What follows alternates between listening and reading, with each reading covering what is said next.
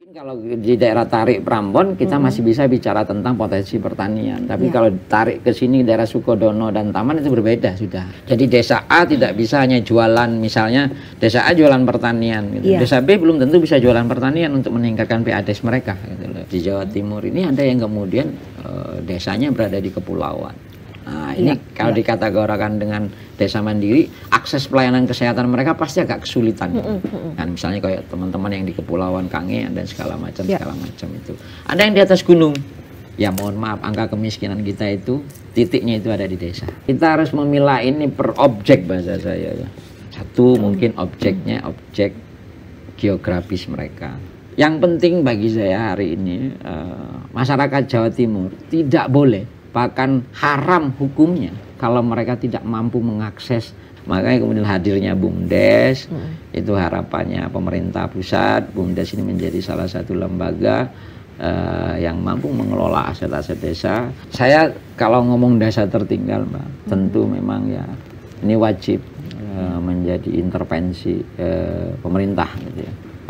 Ibu Khofifah Emil Dardak ini, kalau hari ini angka desa mandirinya itu sudah di angka 5.000, mungkin sebelum masa periodisasi beliau habis itu angkanya sudah bisa tembus 7.000 kan gitu.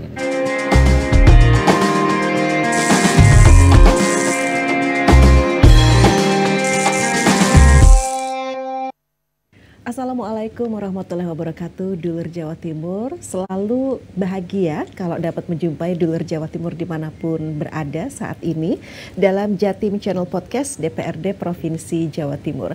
Seperti biasa, dalam Jatim Channel Podcast DPRD Provinsi Jawa Timur, kita akan berbicara terkait isu-isu strategis, seperti apa kemudian peran dari teman-teman di legislatif begitu ya, yang kemudian nanti akan turut mengawal kebijakan pembangunan tentunya untuk kesejahteraan masyarakat. Nah, kali ini kita juga akan mengulik terkait dengan potensi desa yang ada di Jawa Timur untuk menuju desa mandiri. Pertanyaannya sekarang, dengan siapa Mustika Ratna akan berbincang dalam podcast kali ini? Jawabannya dengan Mas Dedi Irwansyah, Sarjana Pendidikan. Beliau ini merupakan Ketua Komisi A DPRD Provinsi Jawa Timur yang juga Ketua Fraksi Demokrat dari Dapil Sidoarjo ya, Jatim 2 Kabupaten Sidoarjo. Mas Dedi, terima kasih sudah hadir Mas Dedi. Ini pasti sehat. Mas Dedi, puji syukur alhamdulillah saya sehat. Mas Dedi juga selalu sehat pastinya ya. Dan pastinya selalu berusaha untuk hadir di sini di tengah berbagai kesibukan yang Mas Dedi jalani pastinya. Dan ini kan sosok baru pastinya Mas Dedi sebagai anggota legislatif di DPRD Jawa Timur. Seperti apa kemudian semangatnya Mas? Jangan kemudian hanya di awal aja loh Mas semangatnya. Harus selalu menjaga semangat itu selalu ada loh Mas Dedi. Gimana? Terima kasih, Mas. Ya, alhamdulillah. Assalamualaikum warahmatullahi wabarakatuh. Sedulur nonton JTV semuanya. Alhamdulillah. Terima kasih banyak teman-teman JTV sudah kenan mengundang kami. Saya sangat terima kasih terhadap pesan yang tadi disampaikan oleh host kita Mbak Tika, bahwa semangatnya jangan hanya di awal gitu. Terima kasih banyak, tapi insya Allah mohon doanya kita DPRD Jatim hari-hari ini memang siap berkomitmen mengawal proses pembangunan yang ada di Jawa Timur, sehingga nanti dialog komunikasi dengan semua stakeholder siap kami lakukan gitu Mbak. Oke, baik. Nah, kemudian kalau kita berbicara ini Pak mengenai Komisi A sendiri Mas Dedi, itu apa saja kemudian fokus dari teman-teman di Komisi A DPRD Provinsi Jawa Timur Mas Dedi?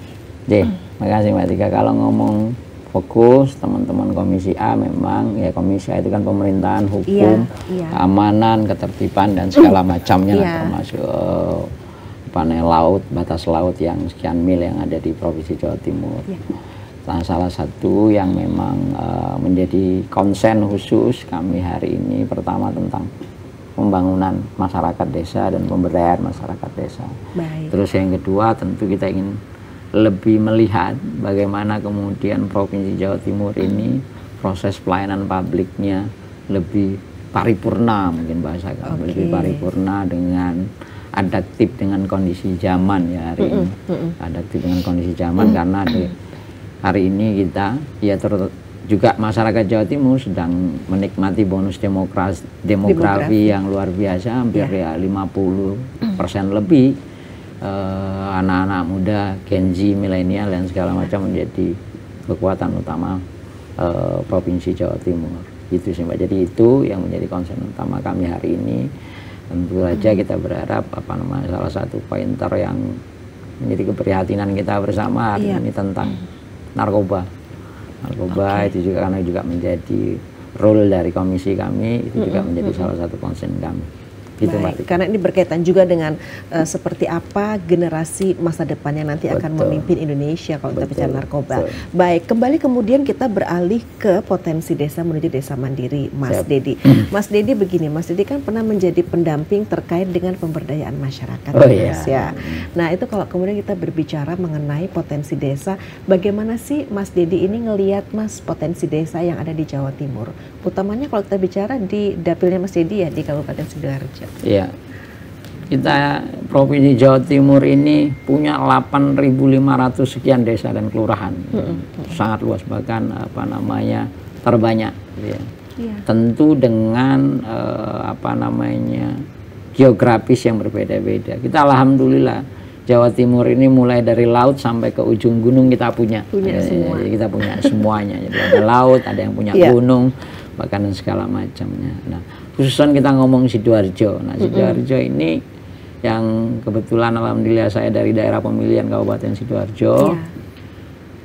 Saya menambahnya menjadi satu lagi, yaitu Sidoarjo ini sebagai kota penyangga ibu kota provinsi, kota Surabaya. Ada masyarakat urbannya, ada kemudian bahasa saya bukan kelompok tapi religiusnya, ada pondok pesantrennya, kemudian ada pedesaannya, perkotaannya juga luar biasa. Nah, komplit yang ada di Sidoarjo ini. Kalau saya boleh menggunakan bahasa saya membahasakan Sidoarjo ini menjadi dua, satu kiri jalan dan kanan jalan. Jalan Raya Malang ini. Kiri jalan dan kanan jalan. Kiri jalan dan kanan jalan. Nah, ini dua kultur yang berbeda. Kalau kanan jalan mungkin lebih kepada suasana desanya dominan.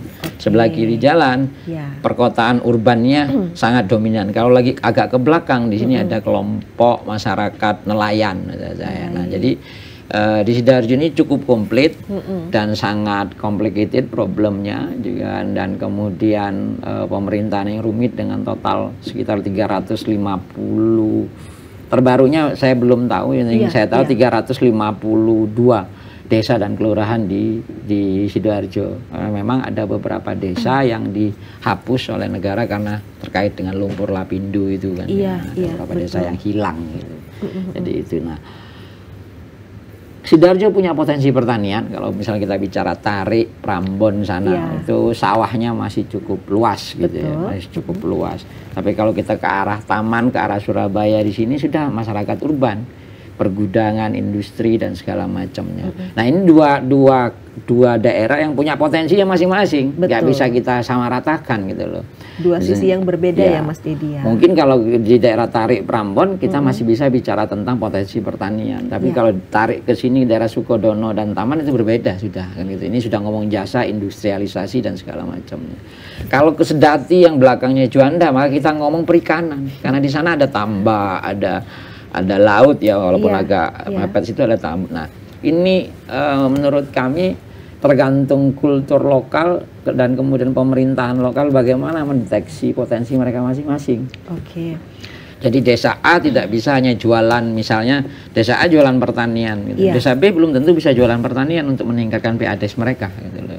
Jadi ini dituntut kepiawaian pemerintah lokal dan kepiawaian pemerintahan desa untuk menggali dan mengoptimalkan desa mereka masing-masing. Itu sebenarnya pantasnya itu disebut desa atau kelurahan sih, Mas? Jadi kalau kemudian kita juga bicara mengenai terkait industrialisasi begitu dan juga urban. Ya, desa dan kelurahan ini kan bunyi administratif pemerintahan kita kalau bahasa saya, bunyi administratif, dan itu juga memiliki konsekuensi perlakuan yang berbeda ya. Kalau kelurahan mereka langsung di bawah naungan pemerintah kabupaten, yang mereka bagian dari apa namanya di bawah kecamatan, dan anggaran mereka ya masuk langsung di APBD, gitu. Sedangkan pemerintahan desa mereka agak sedikit mandiri dalam mengelola pemerintahan mereka, gitu. Apa namanya, terutama juga terkait dengan anggaran. Mereka punya DD, mereka punya transfer daerah, dan mereka punya bagi hasil pajak dan segala macam yang itu sebagian tidak dimiliki oleh kelurahan, gitu. Dan kalau kelurahan secara demokrasi juga ya ditunjuk oleh puncak pimpinan kabupaten dalam artian bupati. Kalau desa mereka punya mekanisme pemilihan kepala desa yang sama seperti ya memilih bupati dan wakil bupati, gitu. Sepertinya desa bisa dikatakan memang lebih mandiri ya Mas Dedi, atau gimana? Bisa dikatakan begitu dalam tata kelola mereka ya. Mereka sedikit mandiri mengelola, mengoptimalkan potensi desa mereka, mengelola dan mengoptimalkan potensi masyarakat mereka, gitu. Memang mereka lebih mandiri, gitu. Lebih mandiri. Oke. Kemudian begini Mas, memang sih setiap desa itu kan mereka memiliki potensi yang berbeda-beda. Seperti apa kemudian kalau mereka ingin menjadi desa mandiri dengan berbagai potensi yang dimiliki? Kalau ngomong soal indikator ini kan di Republik kita ini kan ya indikator yang dibuat kan, Mbak. Desa mandiri itu kan indikator yang dibuat oleh Kementerian Desa untuk memotret kondisi masing-masing desa. Nah, desa mandiri itu lebih kepada bagaimana pemerintahan desa itu mampu mengakses baik itu pelayanan dasar, mengakses pelayanan pendidikan, kemudian mengoptimalisasi potensi ekonomi mereka dan mengelola keuangan mereka. Jadi kalau bahasa saya ya, itu indeks yang memang sengaja dibuat gitu ya, sengaja dibuat oleh pemerintah dalam rangka mengukur kemajuan desa. Tapi kalau ngomong Sidoarjo ya kalau boleh ngeklaim ini saya pikir ya sudah di atas 90% desa di Sidoarjo itu mandiri gitu loh. Sudah di atas, bukan karena Mas Dedi bukan dapilnya karena situ dapil, kan ya? enggak, karena satu misalnya saya ngomong apa namanya Sidoarjo Ujung, Sidoarjo Ujung itu Kecamatan Tarik, Mbak. Akses kesehatan, bahkan di Kecamatan Tarik itu punya 2 puskesmas kalau ngomong kesehatan. Ngomong pendidikan ya sama, ada baik swasta maupun negeri punya lembaga pendidikan masing-masing. Kemudian secara ekonomi ya juga cukup punya potensi yang luar biasa kan itu. Overall dana desa yang APBDes masyarakat Sidoarjo ini ya di atas 1,4 miliar overall Sidoarjo, sehingga menurut saya ya kalau Sidoarjo bisa dikatakan kalau boleh lagi ngomong 100% seharusnya sudah desa mandiri seharusnya gitu. Kalau menggunakan indikator itu ya gitu loh. Tapi kalau Mas Dedi sendiri kita boleh tahu dong dari desa mana kalau di Sidoarjo-nya? Ya, alhamdulillah saya semenjak berkeluarga saya tinggal di Desa Wage. Nah, misalnya saya cerita soal Desa Wage. Tapi ini saya ya, bukan dalam konteks pemerintahan yang utuh. Saya kelihatannya tidak setuju kalau Wage itu dikatakan desa, kan gitu loh. Karena kalau Mbak Tika Deltasari ya, coba aja kalau ke pagi-pagi ke apa namanya Wage itu full melebihi Kelurahan Menanggal ini, macet dan segala macam, pasarnya dan segala macam, fasilitasnya juga banyak. Nah, Deltasari Mbak Tika ikut administrasi kependudukannya ikut ngingas atau ikut yang ngingas? Nah, ngingas itu kan desa, Mbak. Iya. Gitu loh. Iya sih, memang. Itu kalau menurut saya hanya administrasi yang dibuat oleh pemerintahan kita dalam rangka memudahkan apa namanya bentuk intervensi dan memudahkan bentuk apa namanya pengkonsolidasian.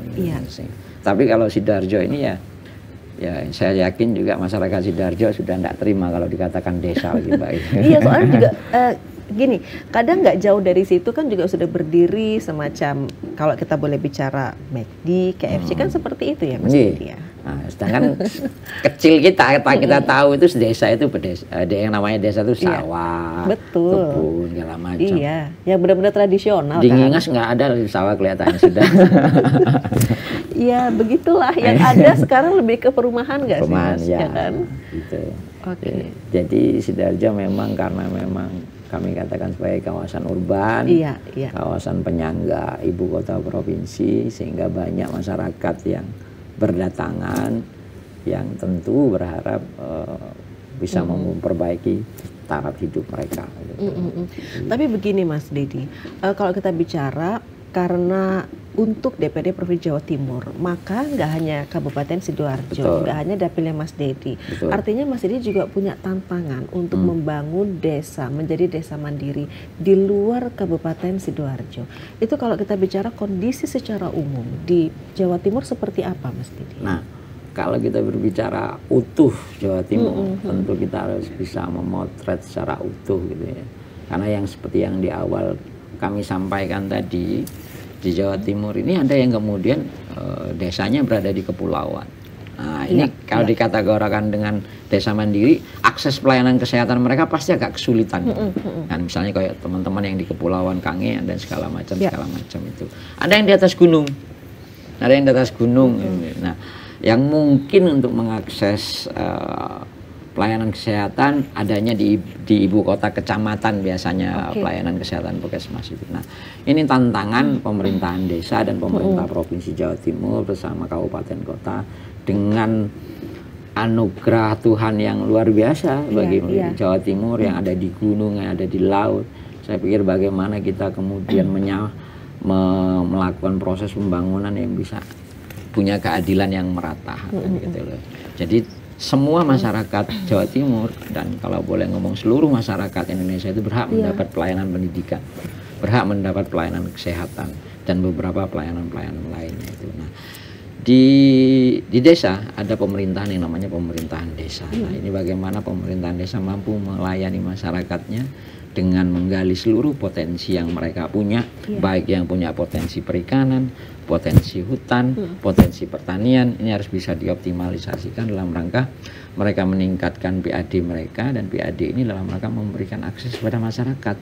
PAD ini bisa membangun infrastruktur, PAD ini bisa melakukan intervensi di ruang ekonomi dan segala macamnya. Nah, inilah yang kami dorong ke DPMD Provinsi Jawa Timur, bahwa kita harus hadir di relung-relung masyarakat. Bagaimana kita mendorong pemerintahan desa itu punya kapasitas SDM yang mumpuni, mereka punya kapasitas mengelola kelembagaan mereka dengan baik.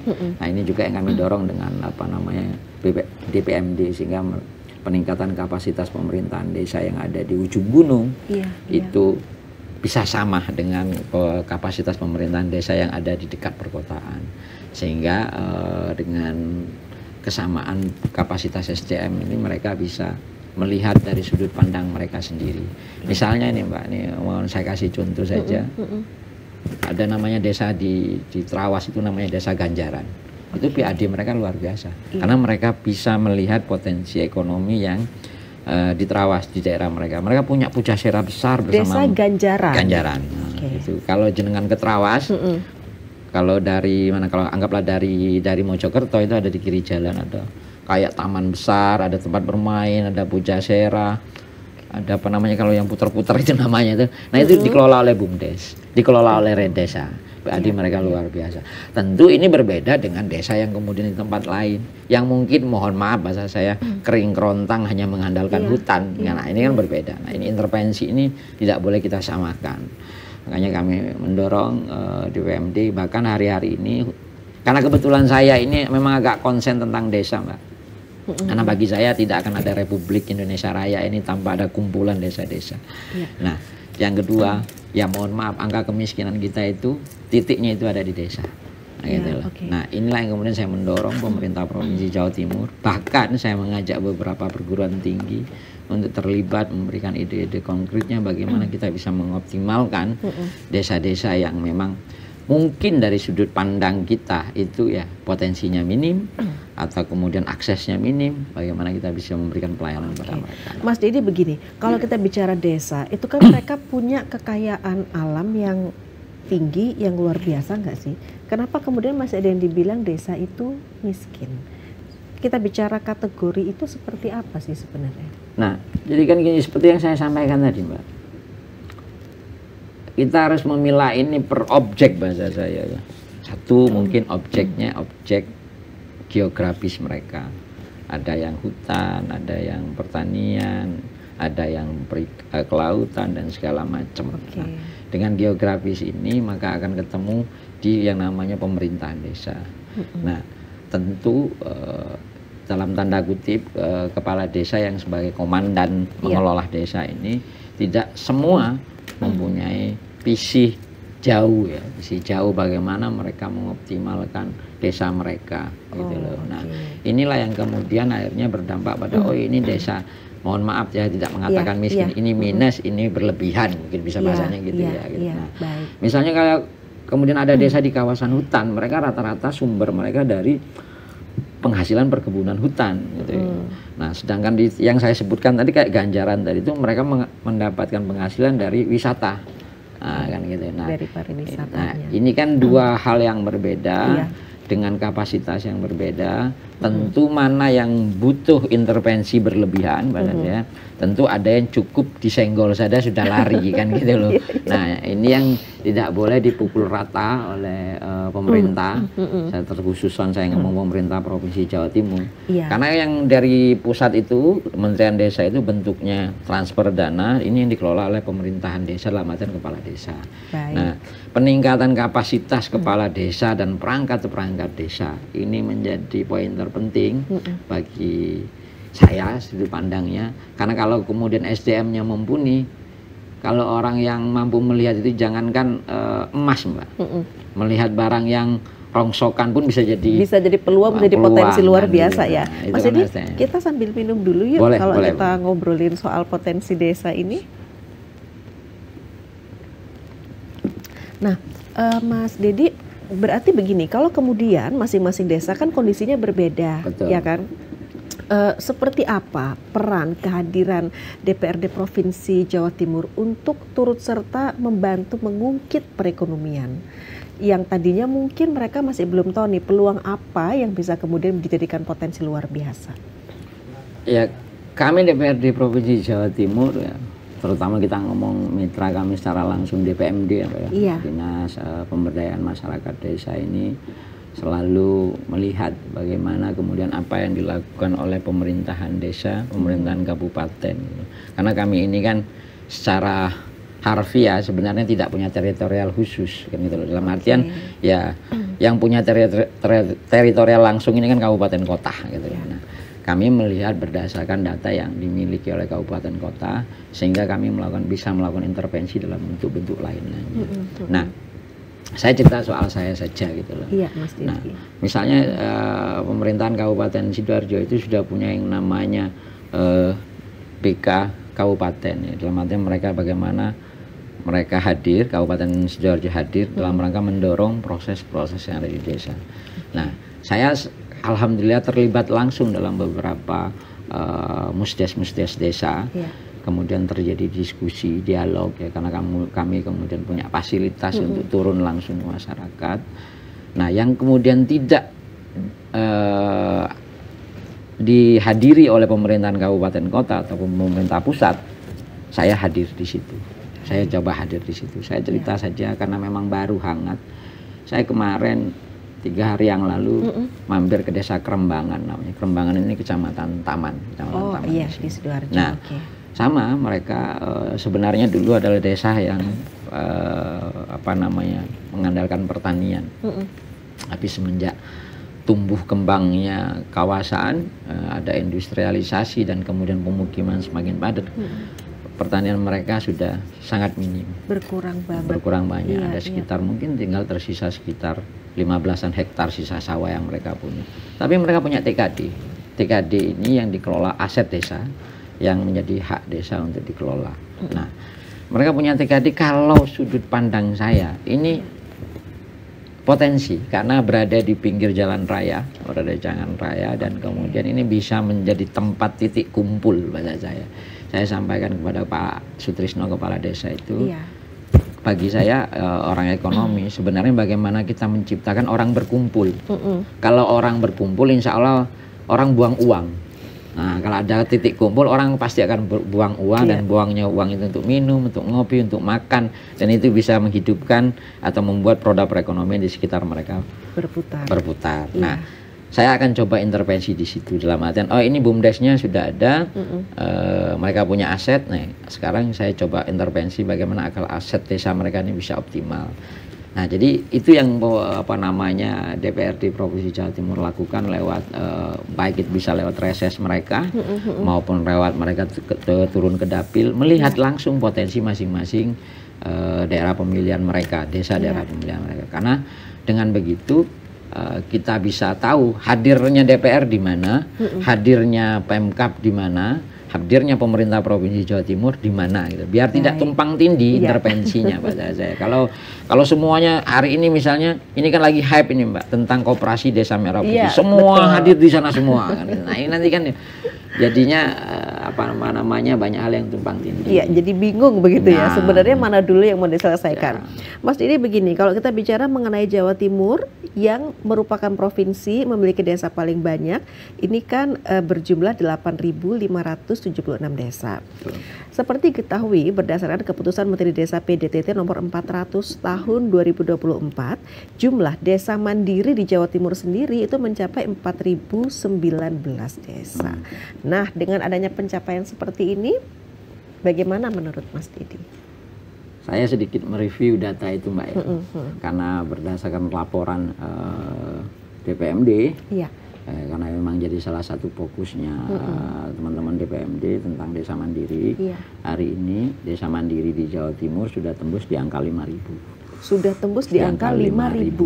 Baik, lebih. jadi ada peningkatan signifikan banget. Tapi sama seperti yang saya tetap konsisten Mbak bahasa saya dari awal, karena saya memang agak konsen dengan desa. Saya termasuk ndak alumni bahasa saya tetap terlibat dalam proses pemberdayaan, saya aktivis PNPM sehingga bahkan secara jujur saya ikut terlibat dalam proses keluarnya Undang-Undang Desa nomor 6 pada awal itu. Nah, saya tidak ingin berbicara indeks itu. Karena indeks itu kan hanya indikator yang dibuat oleh manusia kita gitu. Kita dalam artian kementerian gitu ya. Indeks tentang desa mandiri, desa maju. Itu indeksnya apa aja sih? Ada indeks pembangunan. Ada desa maju. Ada desa mandiri. Ini kan pengkategorian saja sebenarnya dalam rangka memudahkan intervensi yang saya sampaikan tadi. Nah, yang penting bagi saya hari ini masyarakat Jawa Timur tidak boleh, bahkan haram hukumnya kalau mereka tidak mampu mengakses layanan kesehatan, layanan pelayanan publik, dan layanan pendidikan. Ini yang kemudian menjadi substansi dari desa mandiri tadi. Jadi bahwa desa mandiri itu punya akses. Dalam artian dia bisa dikatakan desa mandiri karena dia punya indikator kalau tidak salah di atas 0,8 ribu berapa gitu loh. Saya lupa angkanya itu. Dan itu indikatornya pelayanan kesehatan, pelayanan dasar, pendidikan, kemudian ekonomi, kesejahteraan masyarakat. Ini indikator Mbak bahasa saya. Tapi yang ingin saya sampaikan kepada halayak umum dalam hal ini pemerintah Provinsi Jawa Timur tidak boleh terpaku pada indeks-indeks ini saja. Tapi yang jelas bagaimana pemerintah Provinsi Jawa Timur ikut intervensi agar kemudian indikator desa mandiri, indikator desa maju ini semuanya bisa grow up semuanya. Sehingga kemudian semua desa di Jawa Timur walaupun itu agak susah, itu punya pelayanan yang sama. Karena tidak boleh loh Mbak Tika warga negara Indonesia tapi ngingas dapat perlakuan A. Kemudian masnya warga Surabaya perlakuannya B. Kita warga Indonesia yang sama, jadi berhak mendapat dalam hal apapun. Cuman tinggal bagaimana intervensi pemerintah, baik pemerintah provinsi, pemerintah pusat dan kabupaten kota meningkatkan layanan ini, sehingga yang di atas gunung bisa mengakses layanan kesehatan dengan baik, tidak perlu harus turun gunung dulu sampai ke rumah sakit dan segala macamnya. Jadi artinya di sini memang sudah wajib dukungan dari pemerintah provinsi. Sangat wajib kalau menurut saya, karena itu tadi tidak boleh kemudian walaupun hanya satu umat manusia saja yang kemudian ditelantarkan pemerintah, itu tidak boleh gitu. Ini bukan soal kemudian ini urusan kemanusiaan pada saya gitu loh.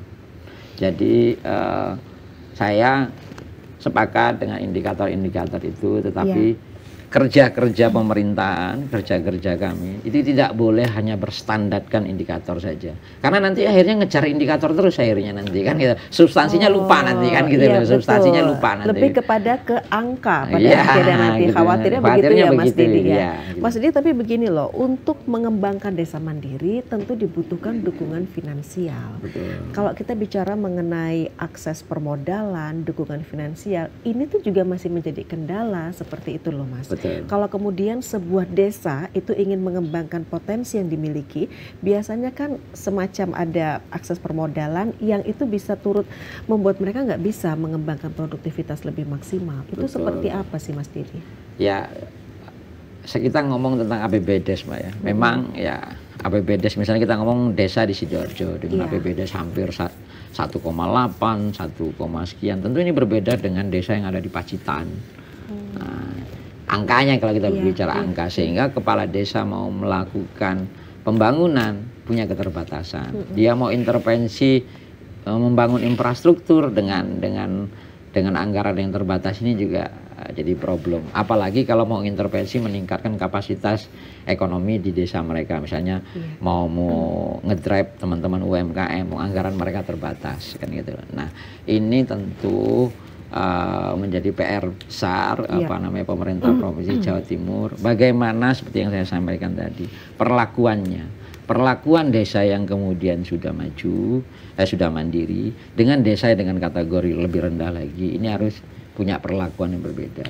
Makanya saya mendorong seluruh stakeholder, bahkan berkali-kali dalam mimbar diskusi saya itu ya harus ada kemudian kelompok-kelompok baik perguruan tinggi, pengusaha, bahkan kemudian NGO itu bisa ikut serta memotret gambaran desa yang ada di Jawa Timur. Karena ya itu tadi yang saya sampaikan, perlakuan desa di masing-masing kabupaten kota tentu berbeda.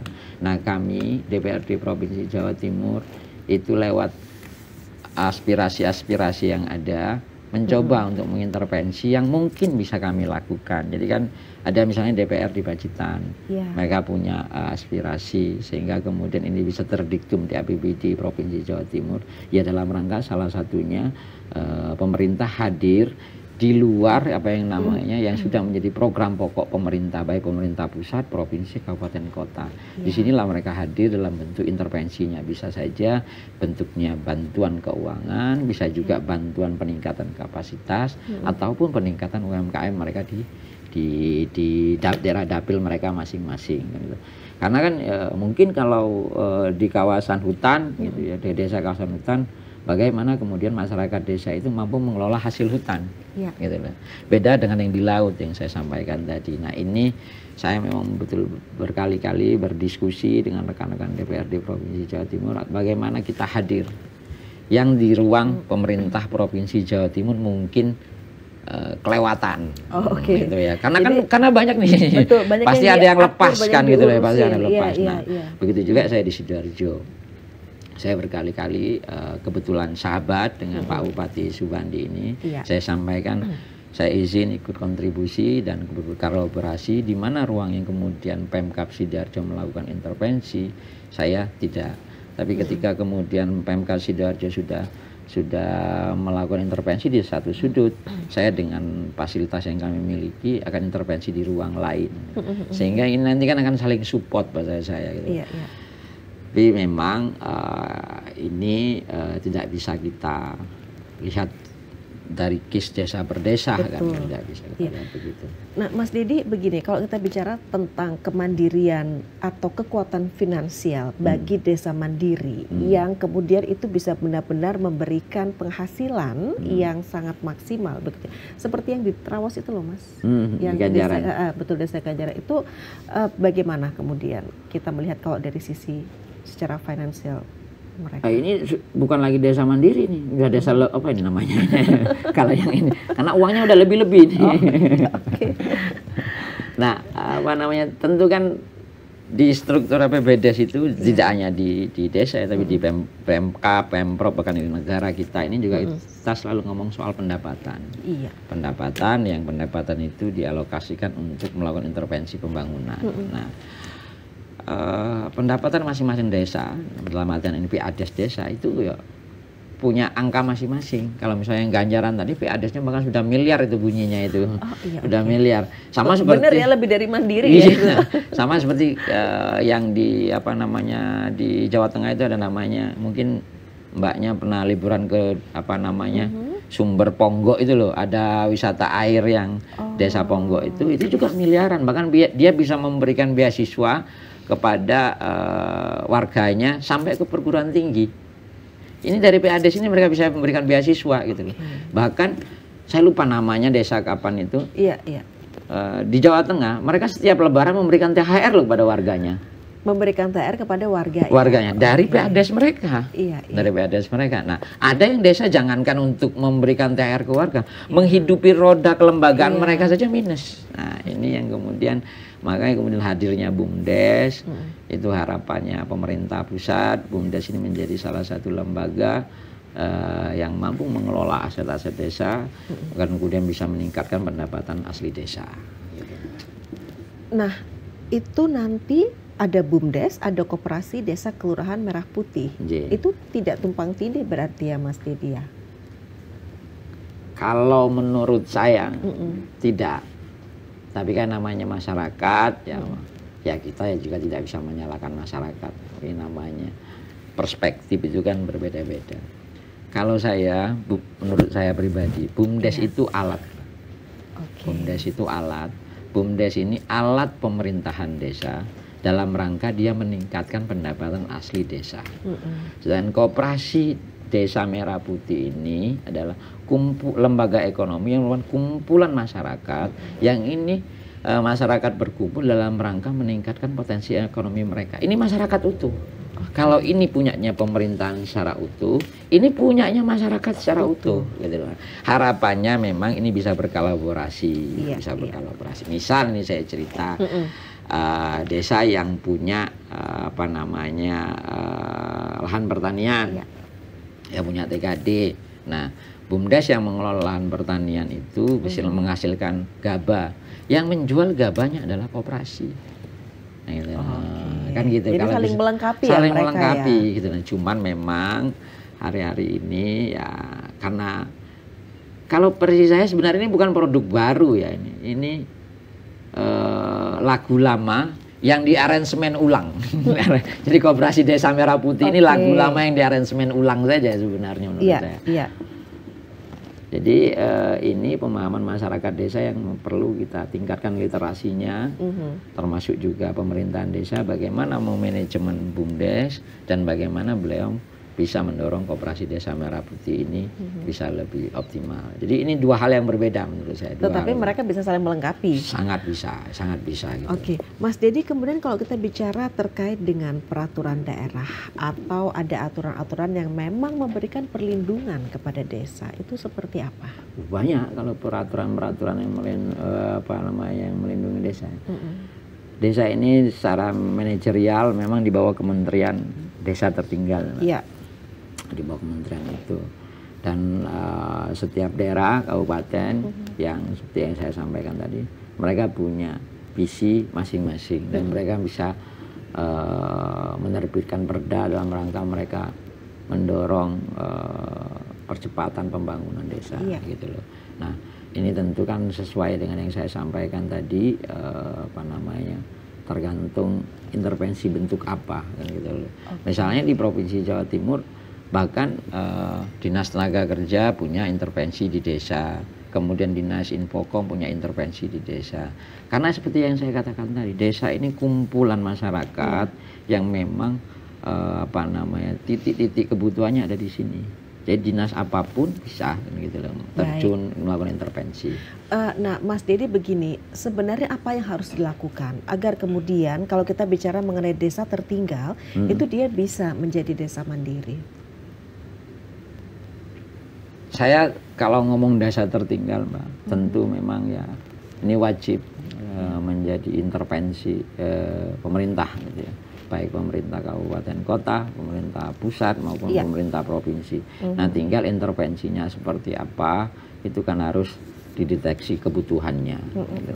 Nah, kami DPRD Provinsi Jawa Timur seperti yang saya sampaikan tadi punya alat aspirasi tadi itu. Ini juga bisa digunakan dalam rangka untuk mengintervensi desa tertinggal tadi dalam rangka kita meningkatkan gridnya gitu loh. Nah, hal-hal yang ini, jadi Indonesia ini butuh data komprehensif, ekonomi data komprehensif, dan Provinsi Jawa Timur ini saya kemana-mana sudah menyampaikan kalau terkait desa ini butuh kerjasama pentaheli. Jadi kerjasama seluruh stakeholder yang ada, baik itu perguruan tinggi, mereka bisa melakukan riset-riset mereka untuk memberikan rekomendasi bahwa misalnya desa dengan basis kehutanan perlakuannya begini. Nah, kemudian pengusaha, kan kita juga banyak pengusaha perhutanan. Ini bisa menjadi ruang channeling baru kan gitu loh. Nah, kemudian media, hari ini mau tidak mau ya media ini menjadi salah satu instrumen penting ya, instrumen penting di ruang digital hari ini. Ini kan juga bisa menjadi ruang pemasaran produk yang dihasilkan oleh kawasan hutan tadi itu. Nah, kerjasama pentahelik inilah yang saya dorong kepada pemerintah Provinsi Jawa Timur, dan saya secara pribadi sebagai anggota DPRD turun seperti itu kemana-mana menyampaikan itu. Termasuk saya sering intent dengan teman-teman pendamping desa, dan di desa itu ada yang namanya pendamping desa, pendamping desa yang memang membantu mereview dan mendorong, memberikan rekomendasi kepada pemerintahan desa terhadap bagaimana mereka mengelola desanya.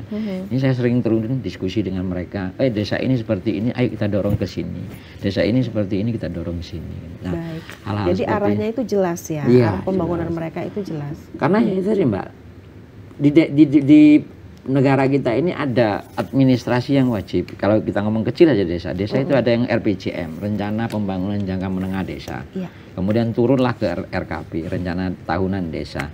Setiap tahun mereka punya mekanisme yang namanya Musdes. Musdes ini masyarakat, tokoh masyarakat, seluruh diundang ke balai desa, rembuk, bahasanya terembuk. Desa kita ini butuh gini, bagaimana caranya dan segala macam. Nah, ini yang kemudian saya pribadi mendorong seluruh anggota DPRD Provinsi Jawa Timur ikut di tahapan Musdes ini, sehingga tahu ketika kemudian desa di dapil saya ini ternyata butuh ini, desa di dapil saya yang ini butuhnya ini, karena di rembuk desa ini pasti keluar ini bisa bertengkar mereka karena urusan rebutan titik pembangunan dan segala macam. Tidak masalah, dinamika ya Mas ya. Nah, baik Mas Dedi, di penghujung perjumpaan kita untuk saat ini, untuk yang di episode ini, seperti apa kemudian komitmen dari teman-teman Komisi A DPRD Provinsi Jawa Timur untuk mengawal, memastikan sebuah desa itu menjadi desa mandiri, jadi anak-anak di desa itu mereka tetap bisa melanjutkan pendidikan, merasakan pendidikan hingga ke jenjang pendidikan tinggi, Mas Dedi? Ya.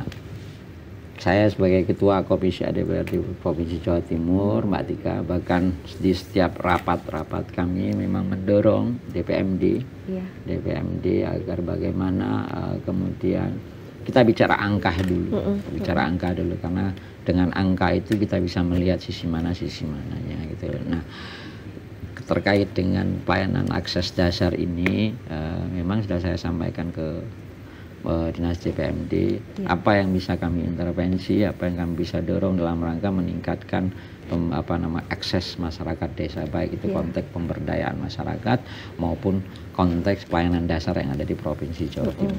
Dan saya mendorong betul seluruh anggota Komisi DPRD Provinsi Jawa Timur terlibat aktif di ruang-ruang itu, karena dengan begitu mereka akan tahu dan segala macam. Kami akan siap hadir dalam bahasa kami dalam bentuk kebijakan bagaimana kita bisa meningkatkan kapasitas desa itu. Bahkan insya Allah ini Mbak, setelah PAK ini, setelah anggaran perubahan ini, kami melakukan pelatihan kepada perangkat desa, baik itu kepala desa maupun perangkat desa, dalam rangka meningkatkan kapasitas kepala desa, kapasitas pemerintahan desa, bagaimana bisa mereka memberikan akses pelayanan lebih baik lagi kan gitu. Tentu saja bagaimana juga agar PADES mereka juga bisa meningkat, karena dengan adanya PADES yang meningkat, ada fiskal yang bisa mereka lakukan kepada konteks pembangunan. Ini yang kami dorong hari-hari ini, dan mudah-mudahan di periodisasi kedua Ibu Khofifah Emil Dardak ini, kalau hari ini angka desa mandirinya itu sudah di angka 5.000, mungkin sebelum masa periodisasi beliau habis itu angkanya sudah bisa tembus 7.000 kan gitu. Doa kita bersama, dan ini tentu kita berharap semua stakeholder ikut, bahasa saya, karena tidak mungkin ini diselesaikan oleh pemerintah Provinsi Jawa Timur saja, harus ada perguruan tinggi terlibat, pengusaha terlibat, semua stakeholder terlibat, sehingga mimpi yang kita sampaikan tadi, kesejahteraan bagi masyarakat Jawa Timur bisa tercapai. Baik, utamanya untuk masyarakat desa, sehingga anak-anak desa juga bisa merasakan pendidikan tinggi juga. Begitu Mas Dedi ya. Baik, Mas Dedi Irwansyah, Sarjana Pendidikan, Ketua Komisi A DPRD Provinsi Jawa Timur. Terima kasih atas waktunya. Terima kasih sudah hadir di sini. Tentunya sehat selalu, sukses selalu begitu ya di dalam mengawal kebijakan di Provinsi Jawa Timur yang bermanfaat bagi masyarakat. Terima kasih Mas Dedi. Kita ketemu lagi nanti ya dalam episode selanjutnya pastinya. Dan pemirsa, sampai di sini Dulur Jawa Timur, Jatim Channel Podcast DPRD Provinsi Jawa Timur ini bersama Mas Dedi Irwansyah, Sarjana Pendidikan, Ketua Komisi A DPRD Provinsi Jawa Timur, dan juga Ketua Fraksi Demokrat dari Dapil Jatim 2. Ketua Komisi aja Mbak, bukan Ketua Fraksi, Ketua Komisi. Ketua Komisi aja ya. Oke. Dari Fraksi Demokrat, baik dari Dapil Jatim 2 Kabupaten Sidoarjo. Sampai di sini Dulur Jawa Timur, saya Mustika Ratna. Sampai jumpa. Wassalamualaikum warahmatullahi wabarakatuh.